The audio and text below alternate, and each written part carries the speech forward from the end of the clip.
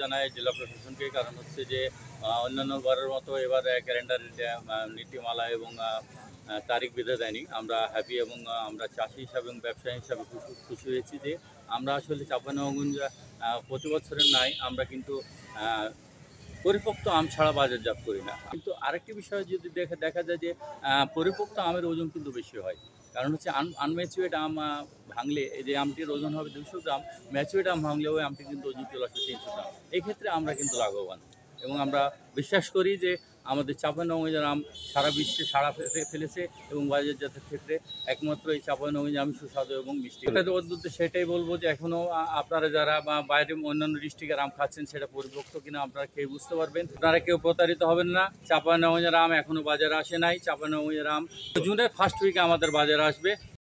এটা সর্বপ্রথমে আমি চাঁপাইনবাবগঞ্জ জেলা প্রশাসনকে ধন্যবাদ জানাই যে আম সংগ্রহের কোনো সময়সীমা নির্ধারণ না করে দেওয়ার। কারণ এমনিতেই চাঁপাইনবাবগঞ্জের যারা আমরা আম চাষ করি বা চাষ করে থাকে যারা, তারা কিন্তু পরিপক্ক আম ছাড়া কখনো হারভেস্ট করে না। যেহেতু আম পরিপক্ক হলে ওভার ম্যাচুরড আম আমরা হারভেস্ট করি, কারণ বেশি দামে এই আমগুলো আমরা বিক্রি করতে পারি।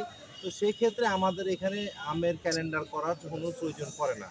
এবং আমের এর আগে আমরা প্রথমে 2-1 বছর আমের ক্যালেন্ডার করা হয়েছিল। এই কারণে কিন্তু আমরা যারা আম চাষ করি আমরা কিন্তু অনেকেই ক্ষতিগ্রস্ত হয়েছিলাম। কারণ এই কারণে কিন্তু যদি একটা টাইম ফ্রেম থাকে কিন্তু বায়াররা কিন্তু আসে না, তারা কিন্তু অন্য জায়গাতে তাদের মুভমেন্ট করে যে আমি চাপায়ের ডেট আছে, চাপাই তারিখে ডেট।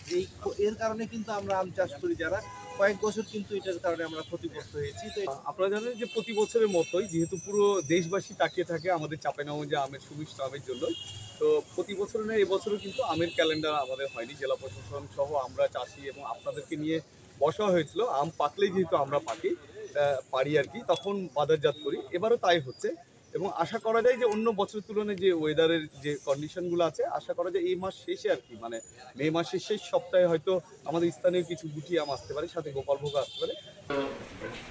আমরা এবার চাঁপাইনবাবগঞ্জের যে ঐতিহ্য, যে ইতিহাস, যে সংস্কৃতি এবং কৃষকের যে সততা এবং আম চাষীদের যে আন্তরিকতা, সকল কিছু মিলে গতবারের ন্যায় আমরা বিশেষজ্ঞের মতামত এবং আপনাদের মতামতের প্রেক্ষিতে চাঁপাইনবাবগঞ্জে এবারও কোনো আমের নির্ধারিত কোনো ডেট থাকছে না।